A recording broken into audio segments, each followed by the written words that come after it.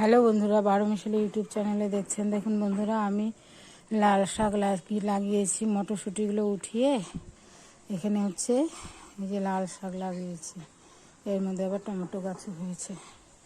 এই যে লাল শাক লাগিয়েছি। আজকে লাল শাক খাবো দেখে লাল শাক তুলবো। তা বন্ধুরা, আমি এইভাবে এই যে গাছটা শুদ্ধ তুলবো না, গাছটাকে হচ্ছে আমি মাথার দিকটা এইভাবে কেচি দিয়ে কেটে নেব এইভাবে। তাহলে পরে আবার ডাঁটাটাও খাওয়া যাবে, শাক হলে আরও শাকও খাওয়া যাবে। এইভাবে তুলব। তা কেচি দিয়ে কতক্ষণে তুলবো, হাত দিয়েই করি বন্ধুরা। এই যে এইভাবে করে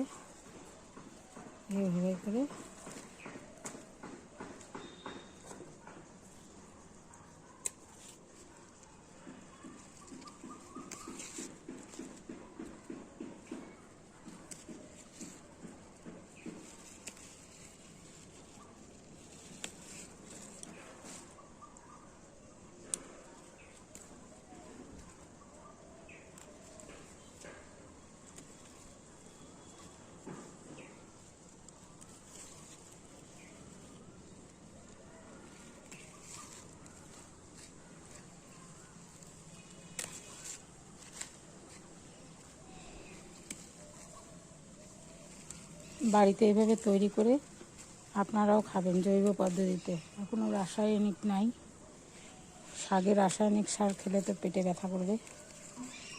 এর জন্য আমি শাকটা বাড়িতেই তৈরি করে খাই। যে কোনো শাক, লাল শাক, আলু শাক, মিষ্টি আলুর শাক, মটর শাক, সব এগুলো আমার বাড়িতে। মটর শাক তোলার পরেও আমার মটরশুঁটি একটা ফেলেছি, এরকম এই যে গাছ হচ্ছে, এই যে গাছগুলো।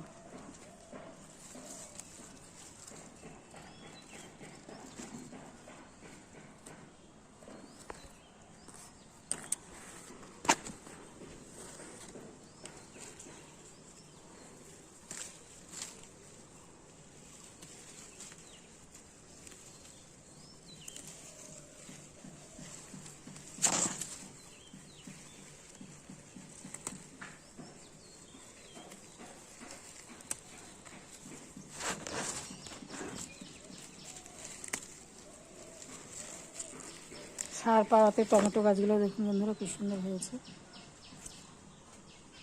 আর আমার বাঁধাকপি গাছ তো দেখিয়েছি। এই যে বাঁধাকপিটা অনেকটা বড় হয়েছে, শক্ত হয়েছে, বেশ শক্ত। এই একটার মধ্যে দুটো বাঁধাকপি, আর একটা এটাও বেশ শক্ত হয়েছে। দেখুন বন্ধুরা, ডিফারেন্স এরকম। এই পাশে একটা, এই পাশে একটা।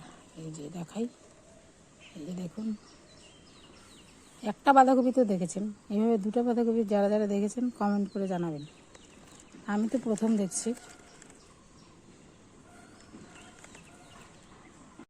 এই যে এখানে আরও লাল শাক আছে, এগুলোও তুলব।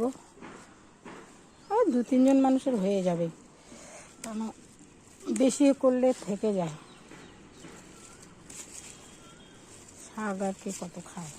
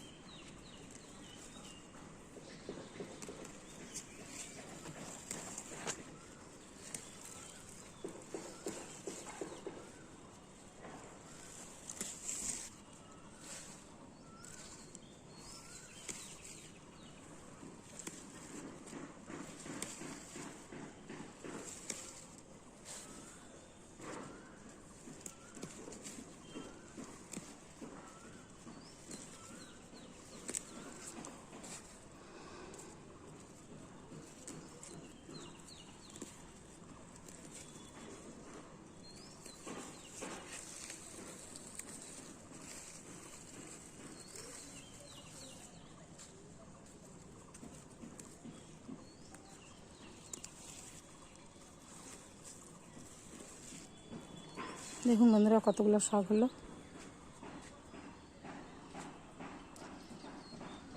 আপনারাও এইভাবে জৈব পদ্ধতিতে শাক করে খাবেন।